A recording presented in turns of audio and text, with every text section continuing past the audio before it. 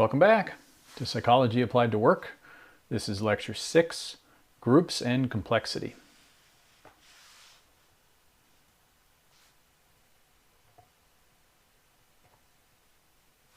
Okay, recall from Lecture 5. We finished up Chapter 2 and we talked about analysis, and specifically we talked about descriptive statistics and distributions. And we talked about inferential statistics, which is really about looking at what your probabilities are for your data. We learned about things like the p-values and p-hacking. And then we talked about meta-analysis. And we talked about, we gave an example of a number of the variables that play within a workplace. So today we are going to have our bonus lecture, Groups and Complexity. This is our second bonus lecture. This is for extra credit. I encourage you to submit extra credit whether you think you need it or not. For any reason at all, I would say, so that we get feedback on what you found valuable, interesting, informative, and confusing in these lectures. And so today we're going to talk about group process. Group process research is an aspect of IO psychology and group psychology, and we're going to talk about how sometimes crowds are collectively more intelligent than the individuals, but at the same time sometimes those same crowds can go a little mad, so to speak. So you have the wisdom of the crowds and you have the madness of the crowds, and specifically we're going to talk about group polarization as a phenomenon, and then we're going to share a graphic and a concept to try to help you develop a better intuition for complexity, and sort of give you an immunity of sorts to always falling into a linear thinking trap. And so we'll talk about the three-body problem, and that'll lead into just talking about the chaotic nature of human organizations, larger human organizations like the economy and our culture, and some key aspects of that, and that will lead into why we need heuristics, why we need sort of shortcuts to make it through this difficult path with all this complexity, and how the limitations of our brains inevitably results in us having to have a reduction, a dimensional reduction, a simplification of the complexity of the world in order so that we have something we can understand and communicate, and how it's critical that we can't avoid it, but at the same time we want them to be useful and not harmful. Okay, let's get into it. Group process research. This is really, how do people behave in groups?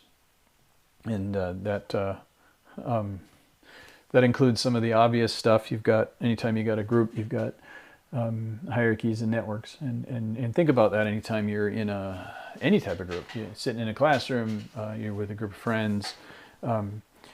You'll actually, if you start and think about, okay, what are the hierarchies and what are the networks present in this group?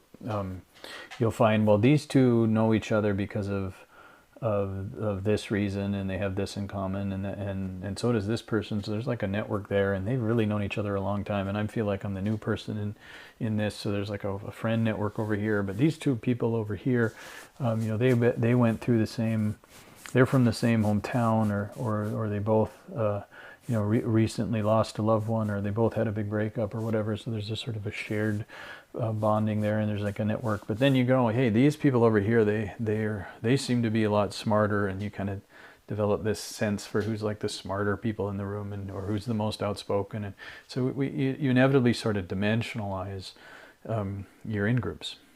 And you do it to your out-groups too, from a sort of often from a threat assessment standpoint. Not always. Sometimes out-groups are things that represent opportunities as well.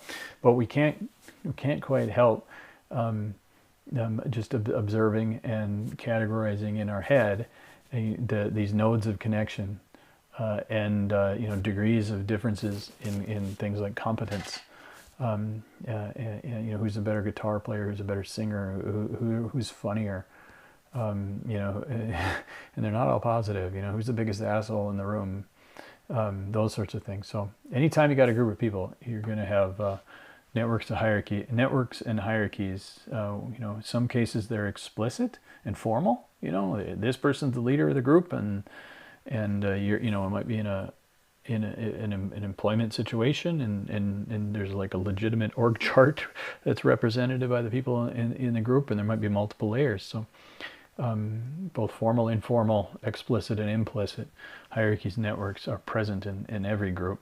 And then obviously with a group, you know, in order for a group to actually function, there has to be communication, and that can take a lot of different forms. But I mean, fundamentally, group processes include communication. So what's the group doing? What's the point of even having a group? Well, one of the big points is in order to make a decision, a decision. Often these things are decisions that pretty much everybody in the group has some stake into, and these might be consensus decisions. These could be decisions by vote. These could be basically argument. This could be the loudest voice in the room wins. This could be basically the almost dictated type things, as long as there isn't mutiny kind of thing. All sorts of ways that decisions can be made, but groups make decisions. And then often you'll have a conflict within a group, and that can be low level, subtle, indirect conflict, or any kind and it can go to blows. I mean, it really depends on the culture of the time and the context. And then part of that is you'll often have dominance hierarchies at play. You know, somebody will try to intimidate somebody else, and again, whether these can be subtle and indirect, or they can be, you know, quite aversive. So those things are at play as well. And then these are humans, and we have our brains, and our brains have sort of you know, definitely have biases, and sometimes there's biases that sweep through a whole group, and you get things like cascades, and these are good and these are bad. I mean, if we didn't have them, it would be nearly impossible to get a group to come to an agreement. So I mean, there's reasons why we have this sort of affiliative nature, and that we're trying to seek agreement, and that we're trying to seek a kind of closure as a group. So I mean, these biases seem to be evolved for good reason, and whether that's a cultural evolved or biologically evolved, it really doesn't matter. Most of this stuff is cultural evolved, but again, culture running on a biological substrate. But contagion's an important concept. So Carl Jung famously said, people don't have ideas, ideas have people. So I mean, the other way of looking at it is these ideas get hosted by these brains, and when everybody's likes the idea, or enough people like the idea, you sort of feel it in the group, and then everybody or enough people are aligned to take some form of action. So that's always at play as well. And sometimes that leads to good stuff. Sometimes that leads to the madness of the crowd. And then likewise, both good and bad is this polarization phenomenon, the tendency of a group to swing in one direction eventually. Not always, and obviously the groups can have an impasse and that sort of thing. But and we'll get into a few of these things in a little bit more detail. Another thing at play anytime you got a group of people is norms. You know, norms, the sort of the rules, the expected behavior, the traditions, the ways of doing things, and these things are everything from very overt, declarative rules to just thing that's understood by everybody that's not how you behave, or you're supposed to do this. And one thing, you get groups together, and inevitably they will create norms if there isn't already a satisfactory set of norms that everybody's bought into, and then they will enforce those norms. So we are very good at just working out, how are we supposed to behave as a group, and we're very good at putting a tremendous amount of pressure, including in some cases being, as I said in previous lectures, being quite vicious to people that are violating the norms, and so those are always at play, and this is just sort of a listing of the things that happen within groups. And then a lot of times with the group process, the groups are trying to do things more effectively. And with that IO psychology and group process research, the efficient use of people's time, how fast can you get a group to decide on something, and the sort of efficiency becomes both a target of a group process researcher, but sometimes it's actually a target of the group itself. Another thing is called shared information, which is an interesting phenomenon that I'll only tease you here on. But shared information is really what is the level of information that people within the group know. And an interesting phenomenon will happen, like if a group is trying to make a decision, the person that actually knows the most about the topic for the particular problem that the group's trying to solve doesn't automatically hold sway with the group. If the person is spouting off a bunch of important technical stuff for the particular problem, sometimes that can be impressive, and other times that can actually not move a group because the group doesn't share that information. But somebody else that might be able to talk in a way that sways the group does it by establishing what they know about the topic that is also something that other people know about. So if you're in a group and you're tasked with making some decision, and somebody starts talking about what they know about it, and you happen to know about that as well, you like that because then you've established shared information, and you, all other things being equal, you're a little bit more predisposed to agree with this person. Whereas somebody else comes in and starts talking about stuff you don't know about, even if it's very directly appropriate, you don't always go, oh, okay, because it isn't shared information. So there's what's called the shared information bias. That is interesting. Okay, it's kind of a teaser. And lastly, fortunately, there's a phenomenon where groups, they don't like talking things to death. There's the part of the try to get to agreement, part of the tendency, the bias towards polarizing, the bias to try to find where's the level of shared information in the group, so that we can all agree, is to close, is to bring closure to whatever the group is trying to address. Okay, wisdom of the crowd. This is a fascinating topic, and I would encourage you to read more about it. There's some good accessible books on this topic. And really, this is sort of a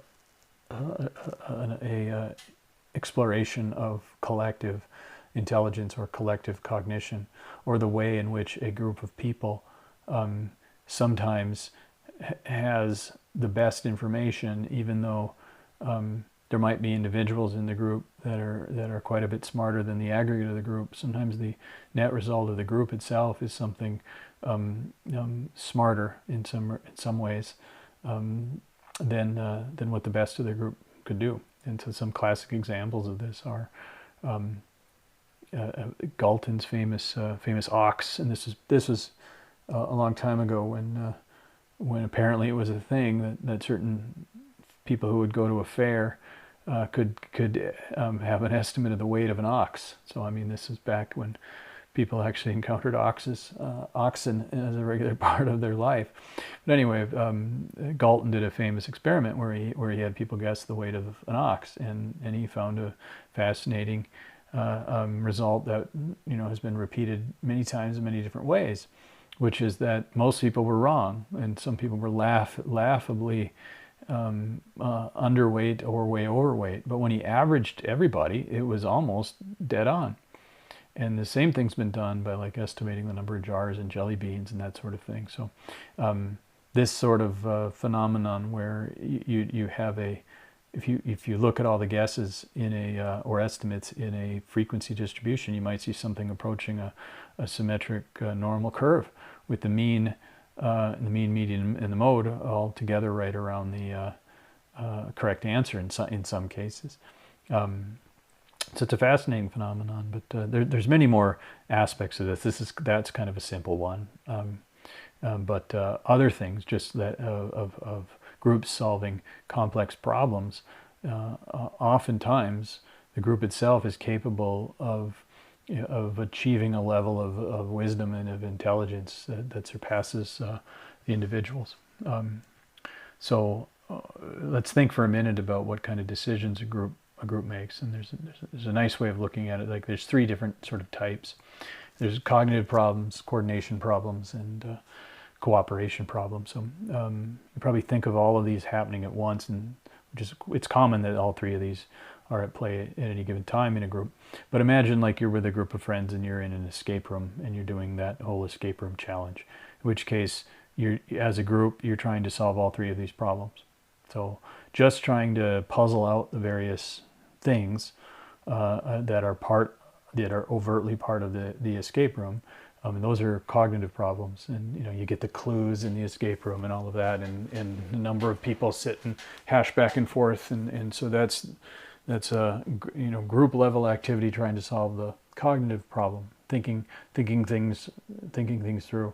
Well, there's also coordination problems, which is there's usually like a time, you're either racing some other group or and there's usually a specific time limit as well. And so you've got to coordinate. You've got to figure out who's going to do what. So like, you two, why don't you two work on clue number 2 while all of us try to solve clue number 1, so that you guys can tell us what you've learned when we get to you, or whatever. So you have to kind of figure out who does what the roles are, or what the sequence is. So you got to coordinate behavior, you got to coordinate activity.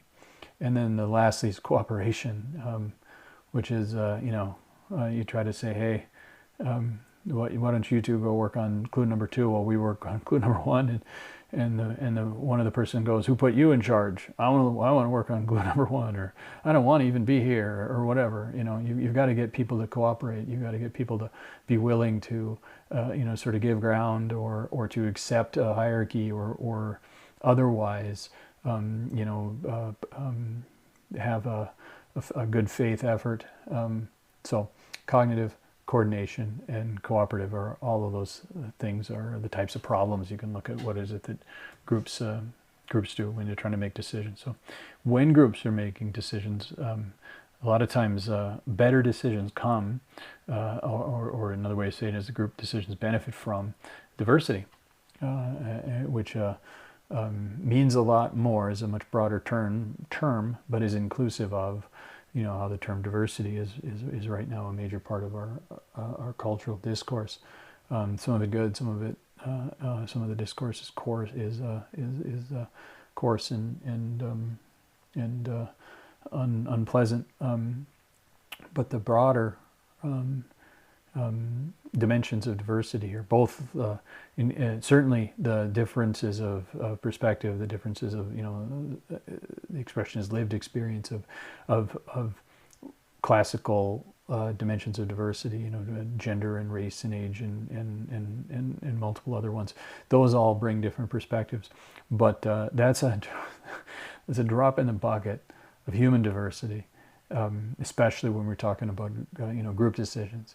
There's you could go to Harvard Law School and take 5 people from the top of the class at Harvard Law School, but take them from take them across different dimensions of classical diversity, and you will probably find that they think more alike along some lines than more homogeneous across gender or race or whatever, but more randomly spread out around region and background and other stuff. So there are lots of ways that the diversity comes to play.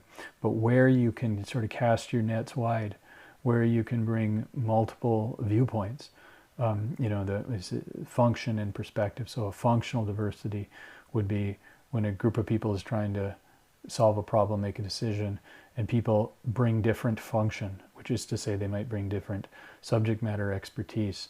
They might bring different cognitive styles. And then perspective. People bring different life experiences, different associations, which brings different ideas on how to solve it, or they've sort of been there, done that on similar problems, and those things get shared. So the more you can cast your net wide to bring in ideas and perspectives, generally speaking, the better within that discourse, you're going to uncover a better solution. And so you can think of the diversity aspect as you have this landscape, like a topological landscape with peaks and valleys, and you're trying to explore it all, and you're trying to find the right solution to whatever it is that the group is working on. And you can think of diversity as like people who have knowledge of the different terrain, and they're bringing it all together to help make a path to explore and hash things out, and hopefully then find the best solution. So some of the other things that come into play to make groups make good decisions is the people in the group bring a certain amount of independence, and they also bring a certain amount of decentralization. And you can look at all three of these things, sort of as interconnected. And you're talking about, you want voices that have a certain agency. You want people who are participants. You don't want so that's the independence. You want people that speak up appropriately and don't just to take what somebody said and said, okay, I guess we'll do that. So you want agency and independence, and you want diversity of perspective, and you want diversity of expertise. And then you don't want like it's not as effective if there's like that one centralized place that everything gets talked about a certain way, or literally it can be geography where everybody is from one spot. So all of those are kind of interconnected things. So wide net, lots of ideas independently coming together is where the wisdom of the crowd comes in. But sometimes if you don't have that diversity, or you don't have independence, sometimes you get more of the madness of the crowd, so to speak. It's a complex issue, and it's a fascinating issue.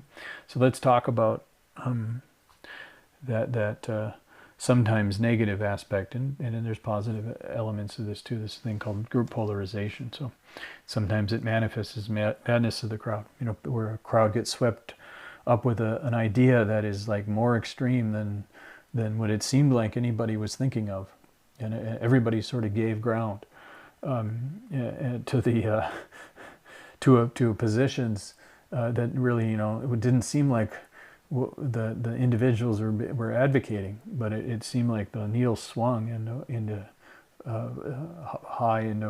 far into one direction. So we have a tendency to as a group sometimes lock in on something that really wasn't necessarily what the group was going for, and that it is an extreme position. And so like the Salem witch trials are a good example, or the Crusades. I mean, that's just crazy to some level. I mean, here we are in the 2020s looking back at it, and it's easy to to criticize, but hey, let's drop everything and let's walk all the way across Europe and let's go to Jerusalem and kill the people that are there so we can claim it, even though we've got a home here and we've got all sorts of other stuff. I mean, the Crusades, that was more than just following a religion. I mean, that was also to some extent a kind of mania, kind of weird group mind virus, so to speak, that swept a certain subset of the people and made them do things that from a strategic or a tactical level seemed to be as, but nonetheless these things happen, and manias are also fascinating aspects of group phenomenon. So there's just things, sometimes they're called information cascades, which is an interesting way of looking at it. I mean, that's analogous to also this mind virus. So it's come and sweep through things, and often these cascades have a when there are things that have a reward aspect to them. You know, when they're monetary at some level, then they have a huge FOMO, they have a huge fear of missing out element to it. And so there's classic examples of this. You know, tulip mania. And if I presume you've heard of that at one level or another, but by all means, if you haven't, Google it, and how crazy some folks became centuries ago about the price of tulips. I mean, just absurd valuations. It's an absolute classic bubble.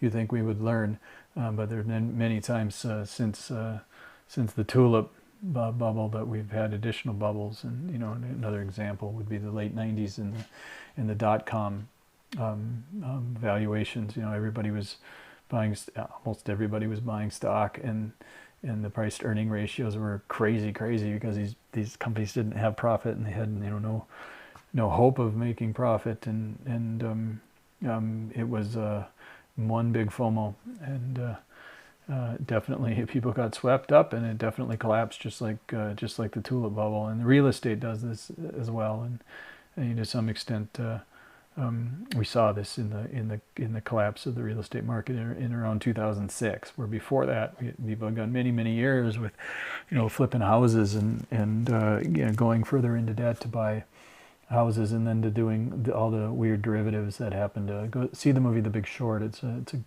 really good movie that gets into this, and one of the sort of axiomatic beliefs, you know, one of the sort of fundamental things that was sustaining people in this was this notion that, well, real estate could never go down in price. You know, house, you know, there's only so many houses you can build, and housing prices will never fall. You know, so this was always a safe bet. Well, it turns out that's not true. Housing prices, they can fall. Almost any asset class can fall. And then crypto, I don't know. I hope this doesn't hit too close to home for some of you. If you were people that were into Robinhood or other things, and who knows where crypto is going to go long term, and NFTs and that sort of thing. But certainly there were occasions, and there currently are, you know, where there's in theory billions of dollars, you know, converted to dollars, of alleged wealth, you know, all wrapped up in this thing that is sort of based upon you know, belief and commitment from human beings. Well, I mean, at some level, you know, everything is based on commitment and shared fictions, and we all agree that the U.S. government is an institution we're going to trust, and the dollar is a thing we're going to trust, and I mean that's only real because we believe it. And yeah, all those things are true, but at the same time, the crypto crate's got a little, maybe still is a little bubbly. Not giving any investment advice whatsoever, but you know, perhaps crypto's a bubble. And certainly, you know,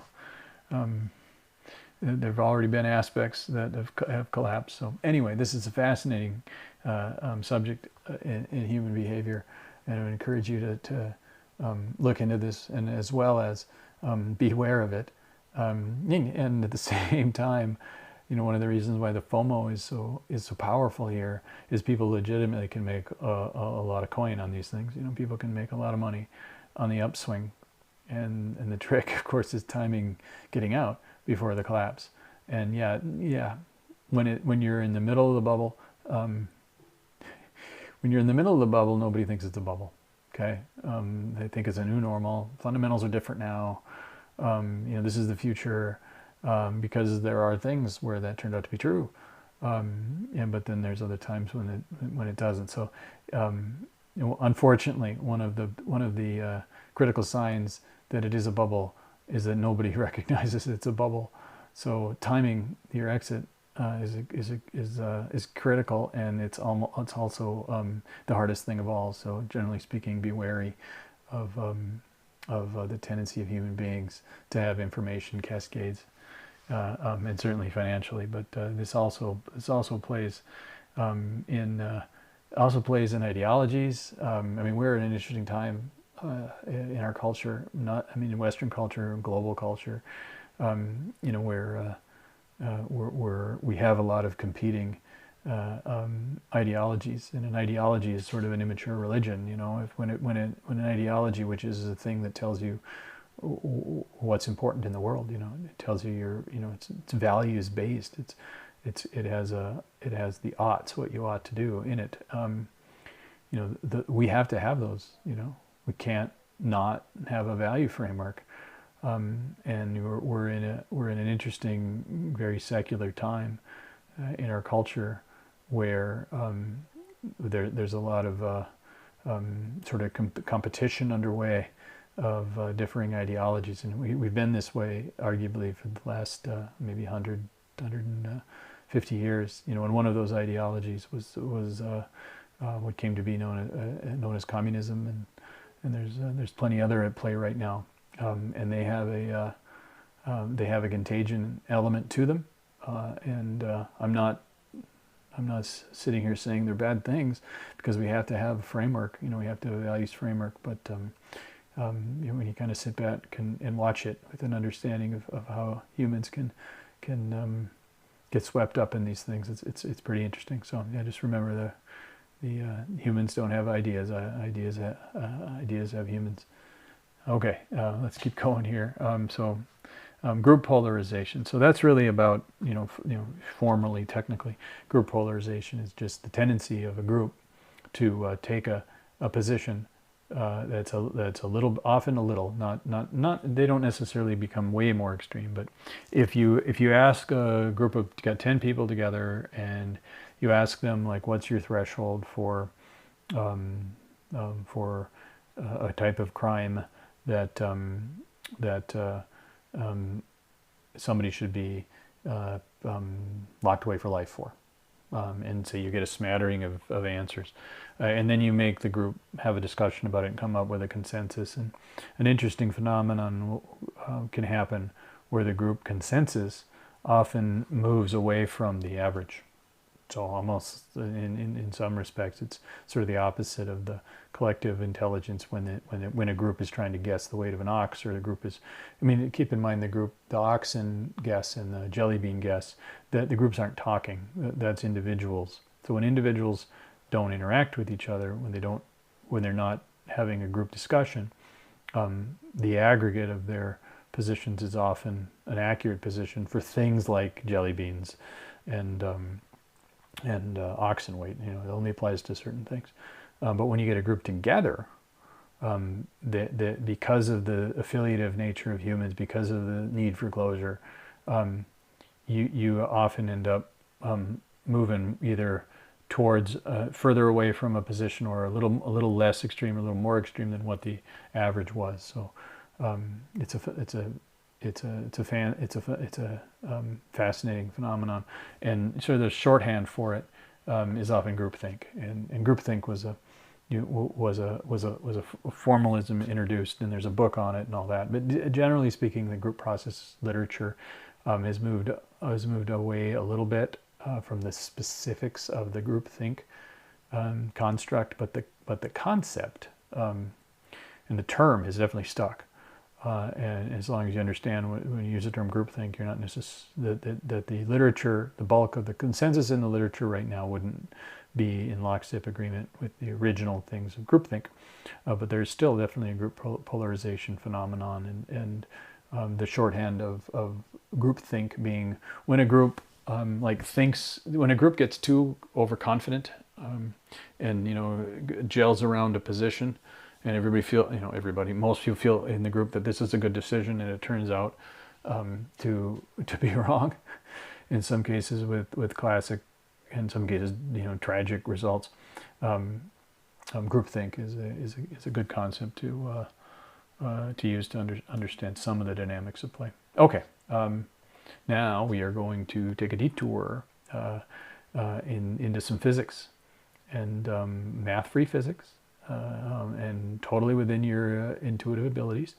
But this is what I find to be the most useful for developing an intuition, which is to say a somewhat implicit understanding, a sort of broad pattern, to understand complexity better, to understand reciprocality better, just to understand that life is not as much as we want it to be, and as much as our thinking seems to be really constrained around, and as much as our communication seems to be limited to, most things in our life are not, linear and unidirectional in their causality, and just involving two variables. That life is far more complicated than that. And I'm not trying to make this whole class, just me talking about life's really complicated, guys. So we will be we're laying the foundations here. We talked about the science and analysis of IO psychology. We talked about its history. We talked about what it is in general. And with these bonus lectures, I'm introducing some concepts so that you understand that it isn't quite this simple. But we will be getting into some real practical nuts and bolts shortly. But until then, here we got some physics. Okay, so imagine you have two bodies in space. This could be the Earth and the Sun. It could be the Earth and the Moon. It could be two asteroids, and there's nothing else in space. But these two bodies are moving in the direction, each moving sort of opposite directions, a little bit tangent to each other, like ships passing in the night. That's represented by the solid line on these drawings, where it says starting vector. But they're attracted to each other because they got mass, a big mass, and they've got gravity. So the end result of that, if they're heading this way, but at the same time gravity is affecting them, is they start to turn into each other, and they'll start to orbit each other, and depending upon things like their initial directions and all that, they may even crash into each other, but it's also highly likely that they can, depending on speed, they might change their direction and go off into space, or they might develop a complex orbit, whatever. The bottom line is if you know their mass, and if you know their initial direction, you can calculate that. And we're not gonna, don't worry about it. But it's calculatable, and you can calculate not only whether they're going to orbit each other, but if they are, like, what's the nature of that orbit, and what's it initially going to look like, and what will it settle out as? What is that pattern? And you could project that out for a long, long time, and be accurate about what those two bodies are going to do. So it's a two-body problem. You got two bodies interacting with each other. So that's a two-body reciprocal causality, if you like, because the one is attracted to the other, and that causes it to move. So those dotted lines on the graphic represent like the new trajectory. So the solid line is where they were going before they, when they popped into space, because we're magical and we can do this stuff. We have godlike abilities. But then the gravity they start feeling each other's gravity, and so their new vectors, become that changing vector of that dotted line. But each one is affected by the other's movement. So while one body is pulled towards, it's both moving forward, so it has what's called momentum, because it had that starting velocity, but then it starts being pulled towards it's the other body. Well, that other body is doing the same thing. But it's now being affected by how the other body is moved, and so they're entangled in that way. But anyway, that, if you think about it, you should be able to get your head wrapped around it, on how the movement of each one of them is affecting each other, and it might cause this complex rotational movement. If one's a lot bigger than the other, it's the little one that ends up moving faster, but none of that matters. The point is, physics can solve this problem. Two bodies attracted to each other. Well, what happens if we suddenly have three bodies? Which we sort of do. We have the sun, we have the Earth, and the moon. In fact, we have dozens of bodies just in our planets and our planets' main moons. And then, of course, we have thousands and millions of bodies if you consider all the asteroids and everything else out there. And that's just our solar system. But we're just going to talk about three bodies. And the important point here is to start to think about the difference between two bodies and three bodies. Let's go back to two bodies. Now, imagine that those two bodies are attracted to each other, and they're moving, and they're sort of circling each other. Can you put that in your head a little bit? Now imagine with the two-body one how the movement of one affects where the forces of gravity are being pulled on the other one, but the other one's moving too, and so that it affects the other one. So I think you get me. And you can probably get your head around that. You could probably visualize that. Now let's go to the three-body problem. All we've done is added another body that's also got gravity, and it also had a starting vector, and it's also attracted. But here's the deal: and we'll use these colors, red, yellow, and blue. The blue body, and their size is just different masses, just to make it a little more complicated. They can be all the same mass, and it's still a problem. The blue body has momentum because it's moving on its solid line, but if you could pop them into existence like this with your godlike powers, the blue body is attracted to the red body, and so it's going to start curving, and that will be the dotted line that extends out of the blue body of the wide arc, the one that goes towards that's the lowest curving arc. But the blue body is also attracted to the yellow body, which is actually going to slow it down because it's sort of behind its direction, and it's going to want to move it in an arc that's closer to that second dotted line, dotted curve. The point being here that because there's two bodies now that the blue body is affected by, its behavior is an aggregate of those two. But remember, when we were talking about the two-body problem, the movement of one body, because it's now in a new location, affects the forces on the other body. So go back to the three-body side. When that blue one starts to move, because it's affected by both the red and the yellow are affected by that blue body's movement, which causes them to move. And that whole thing of the blue body being affected by the red and the yellow, and the red and the yellow are affected by the blue, that is tripled because the red one is moving, and it's affected by the blue and the yellow, and the blue and yellow are affected by the red, and the same thing with the yellow. Now, here's the deal. Try to imagine that.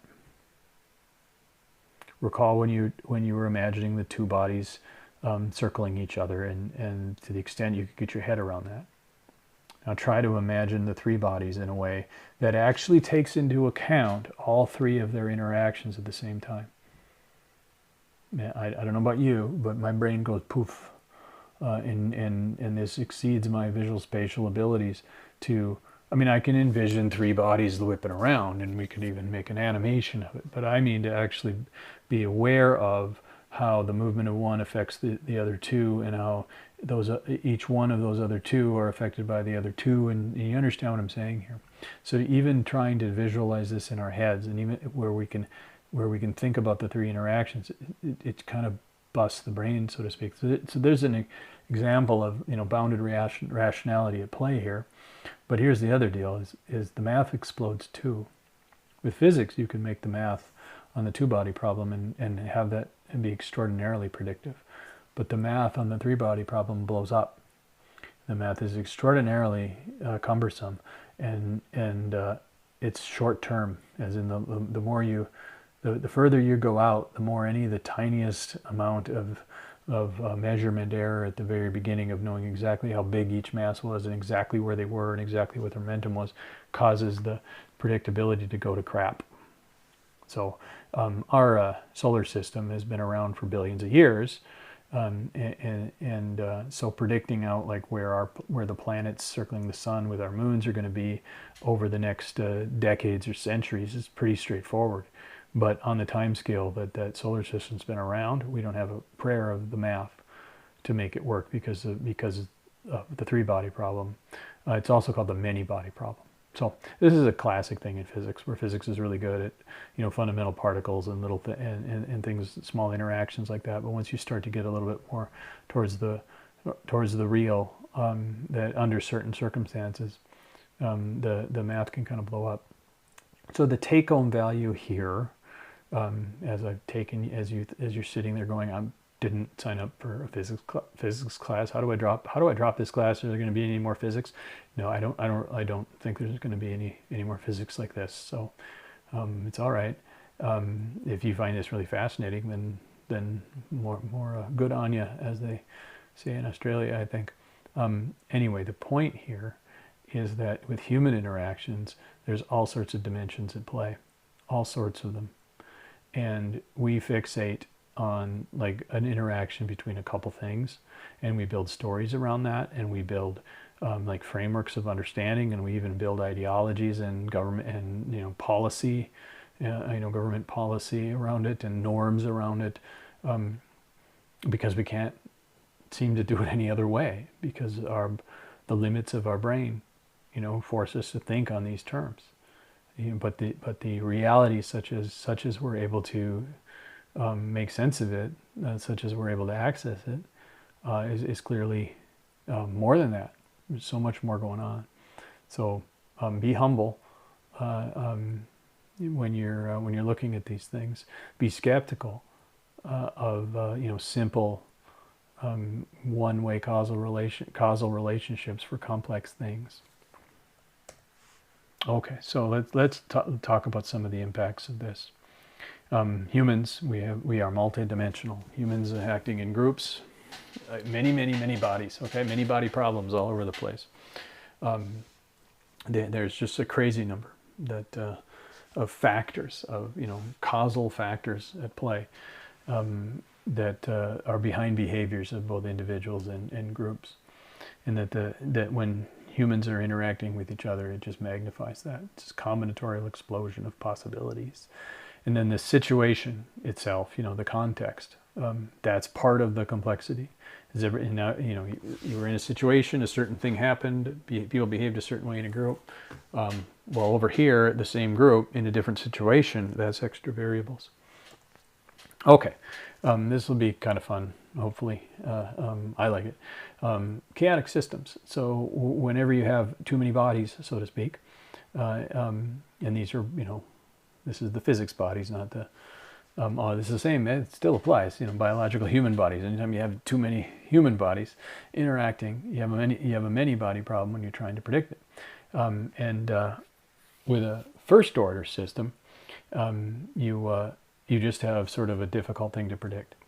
But humans are second order because of this interesting thing that we are conscious agents living inside our own systems. And whenever we try to understand our systems, we tend to change our behavior. It's like a Hawthorne effect, applied to ourselves writ large, which is we can't seem to get away from it, because we play out. We live a good chunk of our all life is future oriented, and our consciousness is able through metaphoric proxies for spatial movement, is able to play out far into the future, and we do that with our group interactions, and then we change our behavior based on outcomes that we forecast, so to speak. We're always doing that. Whenever you're making a decision about your decision to take this class, and your decision right now to go, I think I want to drop this class because he keeps talking about physics. Those are you playing out your future, and then changing where you were going to go based upon when things play out a little bit different. We always do this, and we do this even at the broadest level. So when we're talking about the economy, for instance, and is inflation going to keep going up, and what's going to happen with jobs, what's going to happen with real estate, what's going to happen with GDP growth, and all these other things, are stocks going to go up? Well, the thing is there's all these really smart people building these models, predicting what they're going to do. Well, what's going to happen if the models all predict that something's going to happen? Well, people will change their behavior, because they're now, oh, this is going to happen. I better hedge against that, or I better get in on that, and that'll change the dynamic. And so that's what's the second order part, which is we're the agents inside the model itself. So we're Hawthorning ourselves, constantly. And if you're a Marvel fan or a sci-fi fan, we're always messing up our own timelines. We're constantly messing with the future we were going to have, because we keep anticipating that future and keep changing our behavior, and then we do this with groups too, and we do it in some cases to try to make things better, but other times we do things sometimes to take advantage. So we're monitoring our own behavior, and then we can also then deceive. We can act like we're not interested in something, and when really we are actually interested in it, and that's still future oriented. We can hide our motives, and we can game systems. To game a system, to use it to your advantage. Sometimes that can be done to make things better for you, to get opportunities, but sometimes it can be so that you can loaf. And this is at play at the workplace all the time. There's a phenomenon called managing up, where you behave in a certain way so that your boss thinks that your life is a lot harder than it is, and that you're working a lot harder than it is, and you're super smart and capable, when you're basically only working maybe 2 hours a day.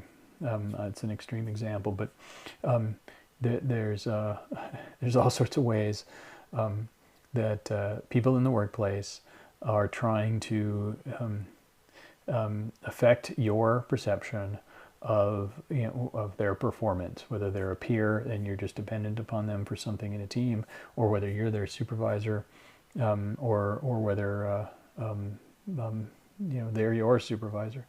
There's a lot of complexity at play, and there's a lot of people dealing with the models of the other person and trying to present a certain face so it'll be perceived a certain way. A lot of very interesting, fascinating complexity. So it's a lot of me talking complexity, okay? And it's not to discourage you to say none of this is understandable. It's just to let you to look at it a little more accurately, and to be a little bit more humble. But that doesn't mean that there isn't a point to this stuff. So, okay, so what do you do? What do we do in the face of all this complexity? Well, the good news is we seem to be doing okay. Generally speaking, as a species, and obviously there's things we want to do better, and as individuals, we often can get by in this life quite well in spite of all this insane complexity, in spite of the world, the reality we're trying to process being, n-dimensional and all of that stuff. And the way we do that, in the sort of the nature of our bounded rationality, makes these things that are often called heuristics, and in many cases they are, culturally constructed, again running on biological neuronal structures, and they need to be compatible with sort of the evolved way that our brains end up being structured. So you don't. The cultural element is fierce. The cultural element in many ways is dominant, but it can't be incompatible with the underlying biology, or that cultural element will simply cease to exist. Because it won't find hosts, so to speak. Again, people don't have ideas have people. Culture, lives in the minds of people. It's sustained by the minds of people, and if it runs afoul to one of our bounded rationality, cognitive gadget things, we just don't like those ideas. We don't like those concepts, and we discard them. So, anyway, these cultural constructs. They end up being useful ways in which we navigate all of this complexity. And so we inevitably have created a very complex culture, and again, even though we're limited and we tend to think as a spatial, temporal, metaphor, so much so that we can't really fully explain the complexity of our culture. We still develop these ways of being in the world that seem to work, and they're working right now to an extent, in that we're using language, and we're able to communicate. Okay, we see linear cause and effect, and why do we do that? Well, it's useful. I mean, the cheetah chasing the gazelle doesn't really need to that doesn't need to do physics problems. It needs to basically have enough of a gist of an understanding of, okay, the gazelle is heading in this direction. I'm going to try to cut off the gazelle by heading where it's going to be. And that's usually useful. Now the gazelle's trying to do the opposite, and the gazelle might be trying to even feint a little bit and act like it's going to go this way, and it's going to zag and instead of zig, so to speak, because there's competition between those two minds acting in the world. But we perceive things, and we conceive of things, our conceptions. They're heuristic, which is to say they are simplifications, inevitably, because there's no other way to act. We can't take in all of the complexity. But they're often those reductions of the complexity. They are often very useful. And while they do trip us up, while they do present some biases, while they do make for interesting behavior as groups, most of the time they work. They are sufficient. And so all of me, talking now for a couple lectures of all this complexity, that doesn't mean that what we are able to create with our brains and with culture can't be quite useful, because clearly at a lot of levels that matter, it works. So anytime we're trying to explain something, that's the explicit, and that inevitably is a reduction. And I keep saying that term. I keep using terms like dimensional and dimensionality and dimensional reduction, and those are key concepts. And you run into those concepts if you start listening for them.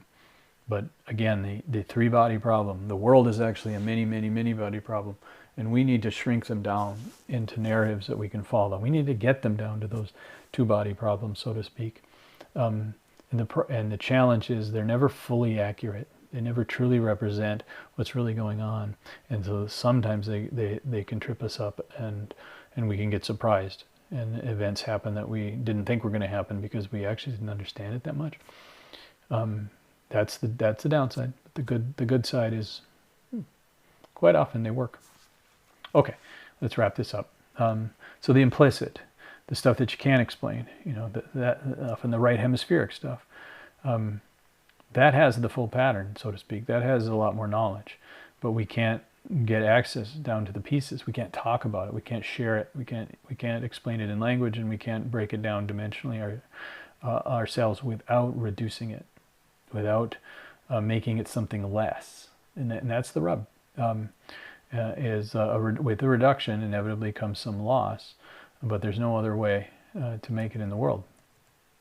Okay, so how do you share the implicit? That's actually what poetry is, believe it or not, is an attempt at conveying the things that are implicit. A lot of art is the way in which we communicate the implicit.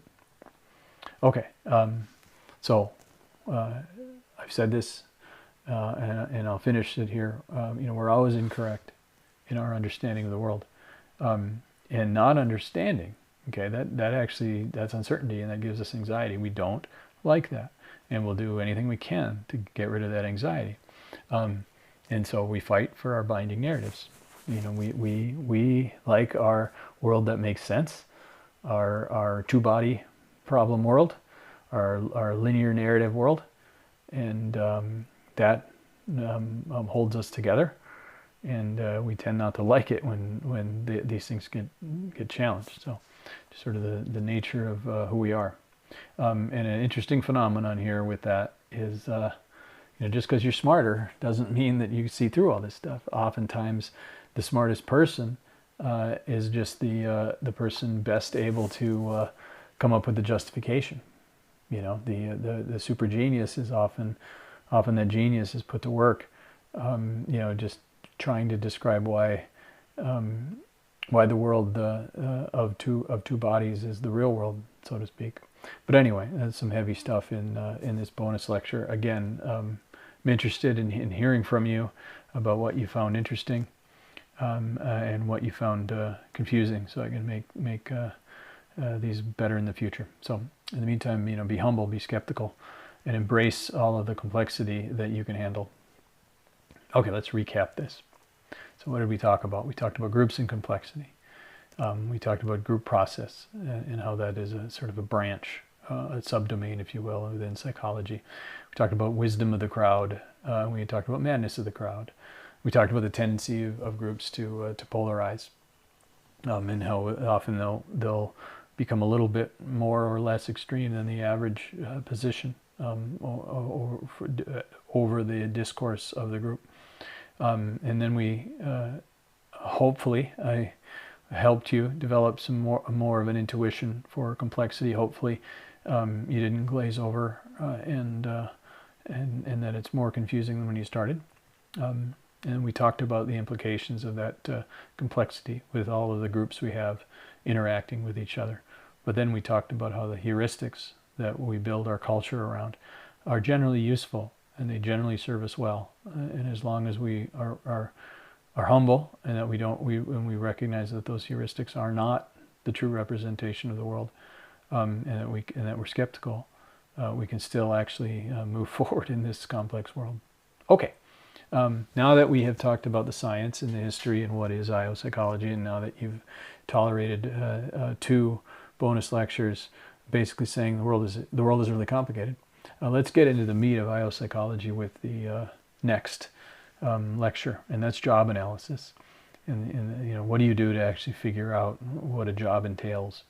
What's the information you need? What's the what of doing a job? What are the things you do in a job? But what's the how? How do you do it?